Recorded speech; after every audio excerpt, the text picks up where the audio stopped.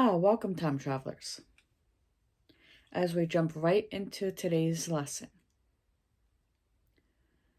Today we're going back to 1571 when the German astronomer Johannes Kepler was born. He later discovered three major laws of planetary motions. The three laws of planetary motion describe 1. Planets move in an elliptical orbit around the sun with the sun as their focus.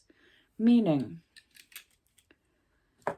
let's say this one is the sun and this is Earth. It travels around like so. Okay? 2 planets. A planet covers the same amount of time no matter where it is in orbit. Meaning, again, sun and Earth. If the Earth is here, it'll hold the same amount of time as it would over here. And 3, a planet's orbital period is proportional to the size its orbit, meaning its semi-major axis.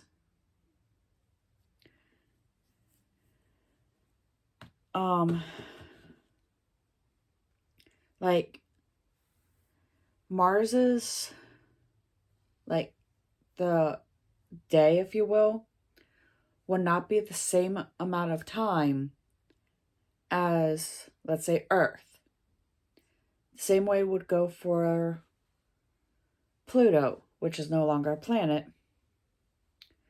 Its day is a lot longer than Earth because it's so far from the sun.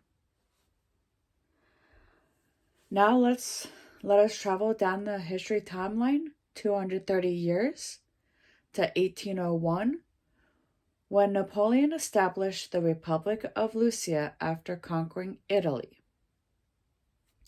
Just 30 years later, Charles Darwin set sail on the HMS Beagle, beginning the voyage on which he would formulate his theory of evolution in 1831. 1 year later,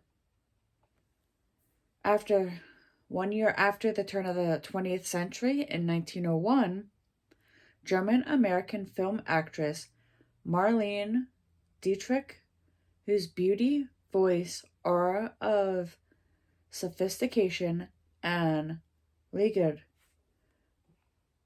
sincerity made her one of the world's most glamorous movie stars, was born.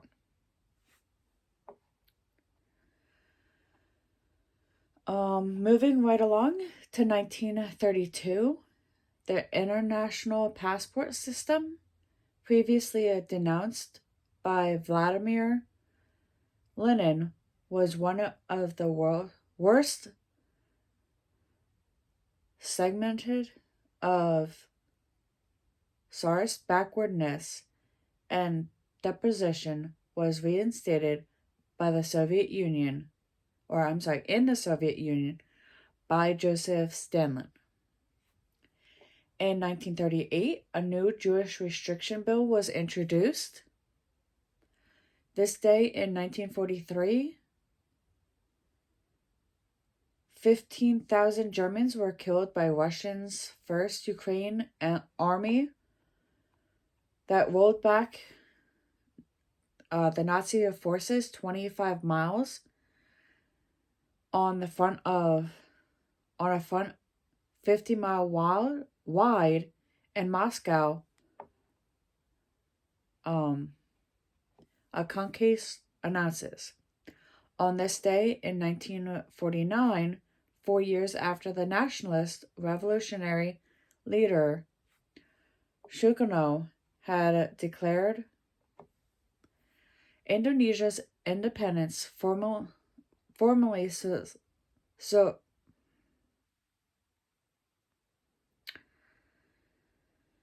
sovereignty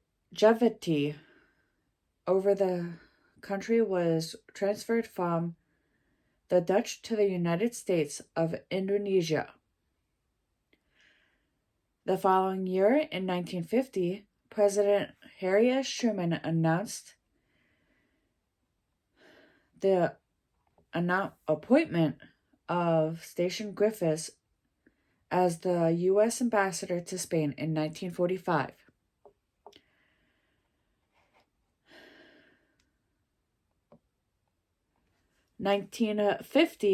Also brought us French forces and Indonesia reported the recapture from Vietnam forces of Dupanik, a fortress 27 miles northwest of Hanoi. For the sports fans out there,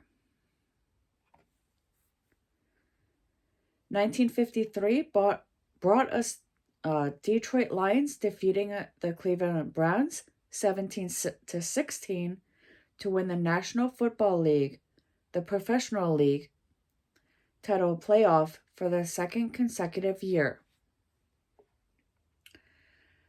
1956 brought us President Dwight D. Eisenhower announcing the selection of John Hay Whitney of New York to succeed Winthrop W. Aldrich as U.S. Ambassador to Britain.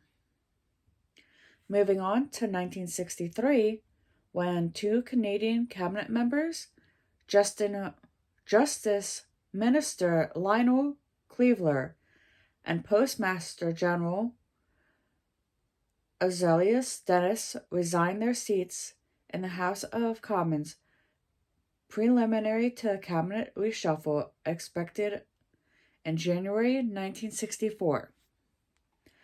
Just 10 years later, the U.S. Justice Department filed a civil antitrust suit against Mid-American Dairymen Incorporated, a milk marketing cooperative that had contributed heavily to the 1972 Nixon presidential campaign. Similar suits are pending against two other milk groups. In 1978, Houari Boumedienne, who was president of Algeria, passed away at the age of 51. Come along as we go back to this century. In 2004, Israel released 159 Palestinian prisoners in a move that Palestinian leaders say they welcome, although they still call for more substantive progress. 2007 brought us a Palestinian politician, Benazir Bhutto, the first woman leader of the Muslim nation in modern history, was assassinated in Rawalpindi, Palestine, while campaigning for an upcoming primary election. The following year, in 2008, a car bomb exploded among Shiite pilgrims on their way to visit a shrine in Baghdad. At least 24 people tragically lost their lives. On holiday of Ashura, police in Iran fired their guns into huge crowds of protesters, where at least 12 people, including a nephew of opposition leader Mir Hussein Mazzovo, was killed in 2009.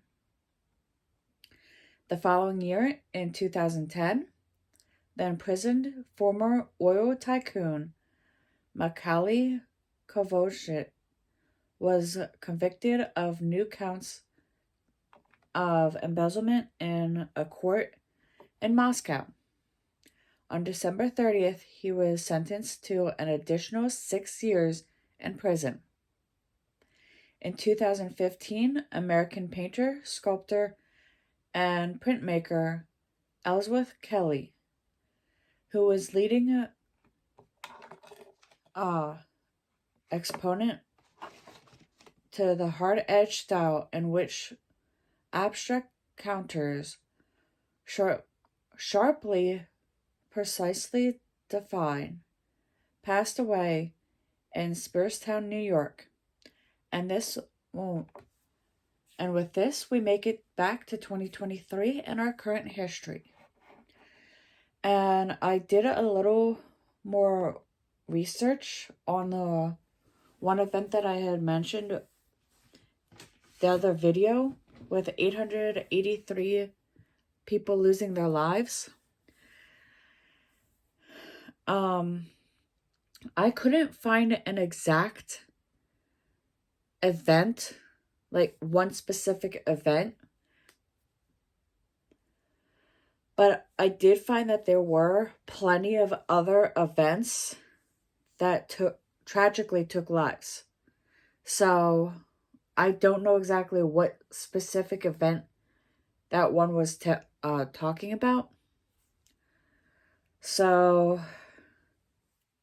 until tomorrow.